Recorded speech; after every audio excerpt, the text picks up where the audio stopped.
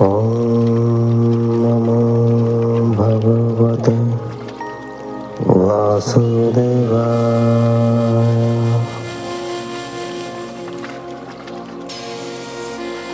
ॐ नमो भगवते वासुदेवाय।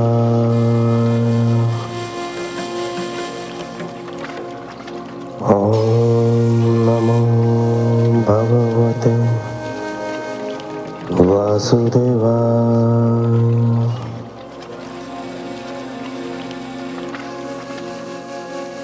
आप सुन रहे हैं हिंदू रिचुअल्स, हिंदू रीति रिवाज द्वारा प्रसारित श्रीमद् भागवत महापुराण।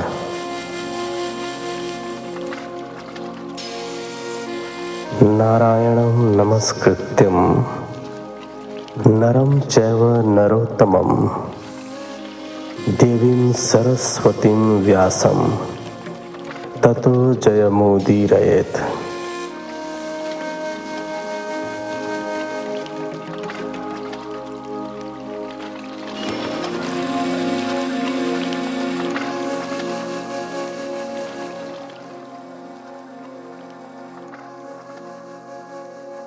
एकादश स्कंध के इस एपिसोड में आप सुनेंगे 8वें अध्याय से लेकर 10वें अध्याय तक।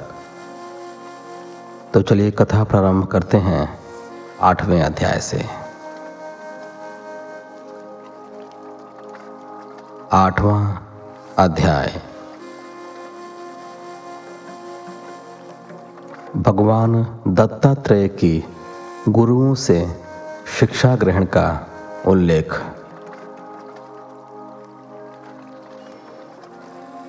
दत्तात्रेय जी ने कहा, राजन, प्राणी अपने पूर्व कर्मों के अनुसार सुख दुख प्राप्त करते हैं। इसलिए बुद्धिमान पुरुष सुख दुख का रहस्य जानने का कभी प्रयत्न नहीं करते। अजगर की प्रवृत्ति होती है कि वह भोजन के लिए कभी प्रयत्न नहीं करता।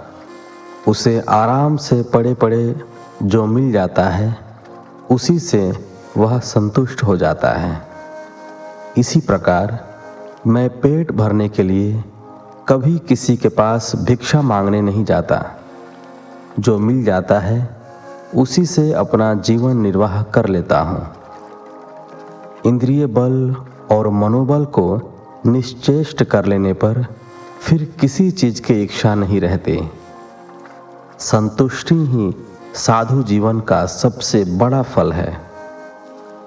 समुद्र ने मुझे सिखाया कि साधक को समुद्र की भांति सदैव प्रसन्न और गंभीर रहना चाहिए। साधक को सांसारिक पदार्थों की प्राप्ति के लिए प्रफुल्लित नहीं होना चाहिए और उनके घटने से उदास नहीं होना चाहिए। पतिंगा आग के रूप पर मोहित होकर उस पर कूद पड़ता है और नष्ट हो जाता है। उसी प्रकार साधक को इंद्रियों के वशीभूत होकर नारी सौंदर्य के प्रति आसक्त नहीं होना चाहिए। ऐसा व्यक्ति भोग विलास में डूबकर सिवाय नरक में गिरने के कुछ नहीं प्राप्त करता। वह कंचन कामिनी के नाशवान सौंदर्य के प्रति आसक्त होकर अपनी विवेक बुद्धि को नष्ट कर लेता है और पतंगे के समान अपने जीवन का अंत कर डालता है। राजन, सन्यासी को अपना जीवन भौरे की तरह व्यतीत करना चाहिए। उसे गृहस्थों को कभी कष्ट नहीं देना चाहिए। उस भौरे की भांति सभी शास्त्रों का रस संग्रह तो करना चाहिए, परंतु मधुमक्खी की भांति भोजन का संग्रह नहीं करना चाहिए। उसे भिक्षा के लिए अपना हाथ और रखने के बर्तन की जगह पेट रखना चाहिए। संग्रह करने वाली मधुमक्खियों का शहद कोई दूसरा ही ले उड़ता है। राजन, हाथी से मैंने सीखा कि सन्यासी को कभी स्त्री के मुंह में नहीं फंसना चाहिए।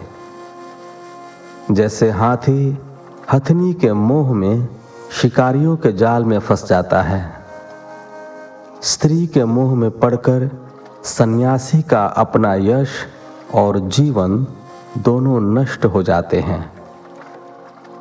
मधु निकालने वाले मनुष्य से मैंने यह सीखा कि धन के लोभी मनुष्य मधुमक्खियों की तरह धन संग्रह तो बड़े यत्न से करते हैं, परंतु वह उनके काम कठिनाई से ही आ पाता है और लोभ के कारण वे दान आदि भी नहीं देते जिससे दूसरों का ही भला हो जाए। तब कोई मधुमक्खियों के द्वारा संचित शहद की भांति उसके धन को भी ले उड़ता है। गृहस्थ का संचित भोज्य पदार्थ पहले अतिथि, सन्यासी और ब्राह्मण ब्रह्मचारी खाते हैं, उसे तो बाद में ही खाने को मिल पाता है। हरिण से मैंने यह सीखा कि वनवासी सन्यासियों को कभी विषय संबंधी गीत नहीं सुनने चाहिए। जैसे व्याध की बांसुरी से मोहित होकर हरिण उसके जाल में फंस जाता है। हरिणी के गर्भ से उत्पन्न ऋषिशृंग मुनि स्त्रियों का भोग विलास संबंधी गीत सुनकर उनके वश में हो गए थे और अपना आदर गंवा बैठे थे। राजन, मछली कांटे में लगे मांस के टुकड़े के लोभ में जैसे अपने प्राण गंवा देती है, वैसे ही स्वाद का लोभी मनुष्य अपनी जीभ के वश में हो जाता है। ऐसा मनुष्य अपनी दुर्बुद्धि के कारण मारा जाता है। राजन, मैं तुम्हें एक प्राचीन कथानक सुनाता हूँ कि आशा ही दुख का कारण है। विदेह राज की नगरी मिथिला में पिंगला नाम की एक वेश्या रहती थी। एक दिन धन की आशा में वह अपना बनाव श्रृंगार करके घर के दरवाजे पर खड़ी हो गई कि कोई धनी व्यक्ति आएगा और प्रचुर मात्रा में धन देकर मेरा उपभोग करेगा। परंतु आधी रात तक भी कोई धनी व्यक्ति उसके पास नहीं आया। धीरे धीरे उसे निराशा ने आ घेरा और उसे अपने आप से विरक्ति होने लगी। वह सोचने लगी कि विदेह राज की नगरी में मैं इस देह का उपभोग करके धन पाने की आशा बांधे बैठी हूँ। यह शरीर तो मल मूत्र की खान है, इसमें मैं कौन सा सुख प्राप्त कर सकती हूँ। मेरे हृदय में तो स्वयं लक्ष्मीपति भगवान आत्मा के रूप में विराजमान है। उनसे यदि मैंने मन लगाया होता तो मुझे तीनों लोकों की संपदा मिल जाती। उन्हें पाने के बाद तो किसी धन की कामना ही नहीं रहती। ऐसा सोचते सोचते उसके मन में वैराग्य भाव उत्पन्न हो गया और उसने सारा मोह त्याग दिया। धन की आशा वास्तव में बहुत बुरी है। इंद्रियों के अधीन होकर ही मनुष्य धन, वैभव, सुख, समृद्धि की कामना करता है, परंतु जगत का यह भौतिक सुख कितनी देर रह पाता है, यह क्षणिक है। फिर ऐसे सुख की कामना क्यों न की जाए जो स्थायी है और जो परमात्मा के परम पद पर पहुंचकर ही प्राप्त होता है। यह जीव संसार के अंधे कुएं में गिरकर विषय वासनाओं में सुख ढूंढता है। वह भूल जाता है कि काल रूपी अजगर ने उसे अपने मुंह में दबोचा हुआ है।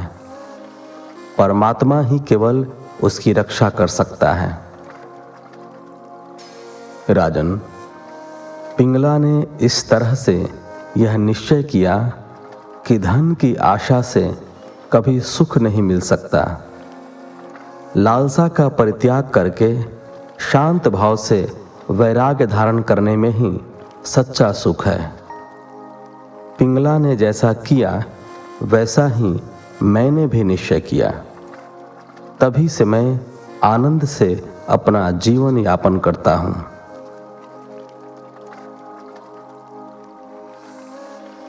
9वां अध्याय।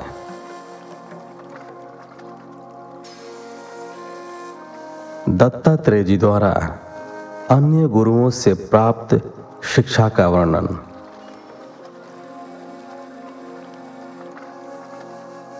दत्तात्रेय मुनि ने राजा यदु से कहा, राजन, मनुष्यों को वस्तुएं अधिक प्रिय लगती हैं, वह उनका संग्रह अधिक करता है। इसी प्रयत्न में वह अनेकानेक दुख उठाता है। जो पुरुष इस बात को समझकर निष्काम भाव से रहता है, वह मन में भी कभी किसी वस्तु के संग्रह की नहीं सोचता। ऐसे व्यक्ति को सच्चिदानंद परमात्मा की प्राप्ति होती है। एक बार एक टिटहरी पक्षी मांस का एक टुकड़ा अपनी चोंच में कहीं से दबा लाया। उस मांस के टुकड़े को छीनने के लिए उससे बलवान पक्षी उसे चोंच मारने लगे। तब उस पक्षी ने मांस का वह टुकड़ा छोड़ दिया तो उसे परम सुख मिला। अतः त्याग में जो सुख है वह किसी अन्य में नहीं है। राजन, बालक को किसी बात की चिंता नहीं होती, वह अपनी मौज में मस्त रहता है। उससे मैंने यह शिक्षा ली कि मान अपमान की चिंता किए बिना अपनी दुनिया में मगन रहो। यह अपनी दुनिया अपने आत्म तत्व में रमे रहने पर प्राप्त होती है। आत्मा में रमने से सारे द्वंद्व और व्याधियां समाप्त हो जाती हैं। एक बार किसी घर में अकेली एक कुंवारी कन्या थी। उसे वरण करने के लिए कुछ लोग आए हुए थे। उसके घर के लोग कहीं बाहर गए हुए थे, इसलिए उसने स्वयं ही उनका आतिथ्य सत्कार करने की सोची। घर में बिना कुटा थोड़ा सा धान रखा हुआ था। वह भीतर जाकर उस धान को कूटने लगी, किंतु धान कूटने से उसके हाथ की चूड़ियां खनकने लगीं। उसने अपने हाथ की एक एक चूड़ी छोड़कर बाकी उतार दी। इससे उनका खनकना बंद हो गया। उस समय मैं भी उधर से निकल रहा था। तब मैंने उस कुंवारी कन्या से यह सीख ली कि घर में 2 या 2 से अधिक व्यक्ति भी जब साथ साथ रहते हैं तो उनमें बातचीत तो होती ही है। इसलिए अकेले ही मस्त होकर घूमना चाहिए और परमात्मा का ध्यान करना चाहिए। राजन, मैंने बाण बनाने वाले से सीखा कि आसन और प्राणायाम के द्वारा श्वास को जीतकर वैराग्य का अभ्यास करना चाहिए और मन को वश में करके उसे सावधानी पूर्वक एक लक्ष्य की ओर लगा देना चाहिए। वह लक्ष्य परमात्मा का परम पद हो तो सारी कर्म वासनाएं पीछे छूट जाती हैं। मैंने देखा कि बाण बनाने वाला इतना तन्मय होकर बाण बना रहा था कि राजा की सवारी पास से निकल गई, पर उसे पता ही नहीं चला। ऐसी एकाग्रता अपने लक्ष्य के प्रति होनी चाहिए। सांप की भांति सन्यासी को अकेले ही घूमना चाहिए। उसे न तो मंडली बनानी चाहिए, न मठ बनाकर बैठना चाहिए। उसे एक स्थान पर कभी नहीं बैठे रहना चाहिए। बिना प्रमाद के वह भ्रमण करता रहे, किसी से सहायता न ले और न किसी से व्यर्थ में बातचीत ही करे। सांप दूसरों के बनाए घर में घुसकर अपना समय काटता है। सन्यासी को भी इसी प्रकार रहते हुए समय काटना चाहिए। राजन, मैंने मकड़ी से यह शिक्षा ग्रहण की कि प्रलय काल के उपरांत जब भगवान अकेले होते हैं तब वे मकड़ी के समान ही इस सृष्टि का जाल फैलाते हैं, और जैसे मकड़ी अपने जाल में विहार करती है वैसे ही भगवान भी अपनी इस सृष्टि में विहार करते हैं और इस जाल में फंसने वाले कीड़े, मक्खी, मच्छर पतंगे को जैसे मकड़ी खा जाती है, वैसे ही काल जीव को खा जाता है। राजन, भृंगी कीड़ा दूसरे कीड़े को ले जाकर दीवार में बने अपने रहने की जगह में बंद कर देता है और वह कीड़ा भय से उसी का चिंतन करते हुए पहले अपने शरीर का त्याग करता है और फिर अपने पूर्व शरीर को ही प्राप्त कर लेता है। इसका भाव यही है कि मृत्यु के समय जीव जिस वस्तु का ध्यान करता है उसे वही रूप अगले जीवन में प्राप्त होता है। इसलिए किसी अन्य वस्तु का चिंतन न करके अंत समय में परमात्मा का ही चिंतन करना चाहिए। इस प्रकार अपने गुरुओं से शिक्षा मैंने ग्रहण की।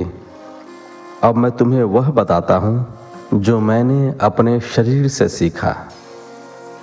यह शरीर भी मेरा गुरु है। यह मुझे विवेक और वैराग्य की शिक्षा देता है। मरना और जीना तो इसके साथ लगा ही रहता है। इस शरीर से मोह रखने का परिणाम यह होता है कि दुख पर दुख भोगना पड़ता है। इसलिए मैं इसे कभी अपना नहीं समझता। मैं जानता हूँ कि एक दिन यह नष्ट हो जाएगा। इसे सियार कुत्ते नोच नोच कर खाएंगे। इसलिए मैं इससे पूरी तरह तटस्थ रहता हूँ। यह शरीर जीवन भर अपने और अपने परिवार के लिए कर्म करता रहता है। अनेक प्रकार के सुख दुख भोगता रहता है, परंतु अंत काल में इसके प्रति किसी का मोह नहीं रह जाता। वह स्वयं तो जाता ही है और दूसरे जीवन की नींव रख जाता है। उसे भी सांसारिक दुख भोगने के लिए छोड़ जाता है। राजन, परमात्मा ने असंख्य योनियों का निर्माण किया, परंतु उसे संतुष्टि प्राप्त हुई मनुष्य के इस शरीर की रचना करके, क्योंकि इस शरीर से जीव पुरुषार्थ की प्राप्ति कर सकता है और उससे परमात्मा को प्राप्त कर सकता है। विषय भोग तो सभी योनियों में प्राप्त हो सकते हैं, परंतु परम तत्व परमात्मा को प्राप्त करने का प्रयत्न इस मनुष्य योनि में ही किया जा सकता है। इसलिए इस अमूल्य जीवन को व्यर्थ में ही नहीं खोना चाहिए। यही सब सोचकर मैंने वैराग्य का मार्ग अपनाया। मेरे हृदय में ज्ञान विज्ञान की ज्योति जगमगाती रहती है। न तो कहीं मेरी आसक्ति है, न कहीं मुझे अहंकार है। मैं इस पृथ्वी पर स्वच्छंद रूप से विचरण करता रहता हूँ। ऋषियों ने ब्रह्म की शक्ति का अनेक रूप से गान किया है। मनुष्य को अपनी बुद्धि से भगवान के स्वरूप को समझने का निरंतर प्रयास करते रहना चाहिए। भगवान श्री कृष्ण ने कहा, उद्धव जी, विद्वान अवधूत दत्तात्रेय जी ने इस प्रकार महाराज यदु को उपदेश दिया और महाराज यदु ने उनका यथोचित आदर सत्कार कर उन्हें विदा किया। उसके बाद महाराज यदु ने सारी मोह माया त्याग दी और वे समस्त आसक्तियों से छुटकारा पाकर समदर्शी हो गए। इसी प्रकार तुम्हें भी मोह माया का त्याग करके समदर्शी हो जाना चाहिए।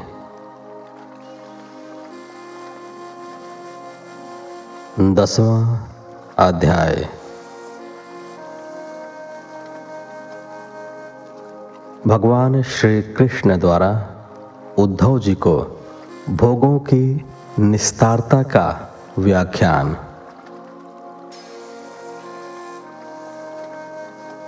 भगवान श्री कृष्ण ने कहा, प्यारे उद्धव, साधक को चाहिए कि सब तरह से मेरी शरण रहकर मेरे द्वारा बताए गए धर्म का सावधानी से पालन करे। जहाँ तक संभव हो सके अपने वर्ण, आश्रम और कुल परिवार के अनुसार निष्काम भाव से सदाचार का आचरण करे। निष्काम भाव से मेरा आशय यही है कि इस लोक परलोक में इंद्रियों से प्राप्त होने वाला सुख सुख नहीं है, वह मूलतः दुख का ही जनक है। भोग के उस क्षणिक सुख से शरीर सुख की तो अनुभूति होती है, परंतु परम आनंद की स्थायी अनुभूति कदापि नहीं होती। इसलिए बाह्य सकाम कर्मों का त्याग करके निष्काम कर्मों द्वारा अंतर्मुखी होने का प्रयास करके आत्म तत्व से तादात्म्य स्थापित करने का नित्य और निरंतर प्रयास करना चाहिए। उद्धव, जब आत्मज्ञान की उत्कट इच्छा मन में जागृत हो जाए, तब सभी प्रकार के कर्म संबंधी विधि विधानों का भी आदर नहीं करना चाहिए। अहिंसा आदि नियमों का पालन आदर के साथ करते हुए पवित्रता आदि नियमों का पालन यथाशक्ति आत्मज्ञान विरोधी न होने पर ही करना चाहिए। यम नियमों का पालन करने वाले साधक को परम तत्व के ज्ञाता गुरु की सेवा उसी प्रकार करनी चाहिए जैसे कि वह मेरी सेवा कर रहा हो। उद्धव, शिष्य के लिए यह परम आवश्यक है कि वह कभी अभिमान न करे, कभी किसी से ईर्ष्या न करे, किसी का बुरा न सोचे, प्रत्येक कार्य में कुशलता का परिचय दे, आलस्य का सदा परित्याग करे, ममता मोह से दूर रहे, गुरु के चरणों में दृढ़ और निश्चल अनुराग रखे, हड़बड़ी में कोई काम न करे, जो भी कार्य हाथ में ले उसे सावधानी के साथ पूरी सूझबूझ के साथ करे, सदैव परमार्थ के संबंध में ज्ञान प्राप्त करने की इच्छाएं बनाए रखे, किसी के गुणों में व्यर्थ के दोष न निकाले, व्यर्थ की बातें न करे। उसका परम धन है आत्मा। यह आत्मा सभी जीवों में स्थित है, इसलिए सभी आत्माओं में समदृष्टि रखें और उनसे प्रेम करें, किसी में विशेषता का आरोप न करें और सर्वथा उदासीन रहें। उद्धव, पंचभूतों से बना यह स्थूल शरीर और मन बुद्धि आदि 17 तत्वों का बना सूक्ष्म शरीर दोनों ही दृश्य और जड़ हैं। उनको जानने और प्रकाशित करने वाला आत्मा साक्षी और स्वयं प्रकाश है। शरीर जड़ है, अनित्य है, अनेक है, परंतु आत्मा एक है, नित्य है और सदैव चेतन है। आत्मा देह से भिन्न है, विलक्षण है। जो लोग आत्मा को शरीर मान लेते हैं वे मूर्खता को ही प्रकट करते हैं। शरीर मरता है पर आत्मा कभी नहीं मरता, वह अजर अमर है। परम तत्व की महाज्योति का एक क्षुद्र अंश होते हुए भी वह परम शक्तिशाली है। ईश्वर द्वारा नियंत्रित माया के गुणों से ही स्थूल और सूक्ष्म शरीर की रचना होती है। जीव को शरीर और शरीर को जीव समझ लेने के कारण ही स्थूल शरीर का जन्म मरण होता है। आत्मा के साथ साक्षात्कार हो जाने पर जीव का आवागमन का चक्र रुक जाता है। अज्ञान के कारण ही जन्म मृत्यु रूपी इस संसार का अस्तित्व अनुभव होता है। जब ज्ञान हो जाता है तब इसका अस्तित्व समाप्त हो जाता है और जीव परम पद परमात्मा को प्राप्त हो जाता है। इसलिए मनुष्य जीवन में इसके वास्तविक स्वरूप आत्मा को जानने का प्रयास करना चाहिए। यह आत्मा प्राकृतिक जगत से परे अपने ही स्वरूप में स्थित है, इसका कोई दूसरा आधार नहीं है। उद्धव, यज्ञ की अग्नि को उत्पन्न करने के लिए जिस प्रकार 2 लकड़ियों को रगड़कर अग्नि उत्पन्न की जाती है, उसी प्रकार शिष्य और गुरु रूपी दो लकड़ियों के मंथन से ज्ञान की ज्योति जागृत होती है। यह ज्ञान ही समस्त माया को भस्म कर देता है और तब साक्षात परम पद पर विराजमान आत्मा के द्वारा स्वयंभू परमात्मा के दर्शन संभव हो पाते हैं। उस परमात्मा के दर्शन होने के उपरांत सभी कुछ शांत हो जाता है। जैसे यज्ञ के उपरांत समिधा के न रहने से अग्नि शांत हो जाती है। यदि यह कहा जाए कि जो कर्म करना जानते हैं वे सुखी रहते हैं और जो कर्म करना नहीं जानते उन्हें दुख भोगना पड़ता है, तो यह कहना उचित नहीं है, क्योंकि बड़े बड़े कर्म कुशल विद्वान भी सुख से वंचित होते देखे गए हैं और उनके विपरीत जो मूढ़ हैं वे सुखी देखे जा सकते हैं। इसलिए जो अपनी बुद्धि से अथवा कर्म से सुखी होने का घमंड करते हैं उनका अभिमान झूठा होता है। संसार में जन्म लेने वाला ऐसा कोई जीव नहीं है जिसे मृत्यु भय न सताता हो। जब मृत्यु उनके सिर पर नाचती रहती है तब ऐसी कौन सी भोग सामग्री है जो उन्हें सुखी कर सके। प्यारे उद्धव, लौकिक सुख के समान पारलौकिक सुख भी दोषयुक्त है।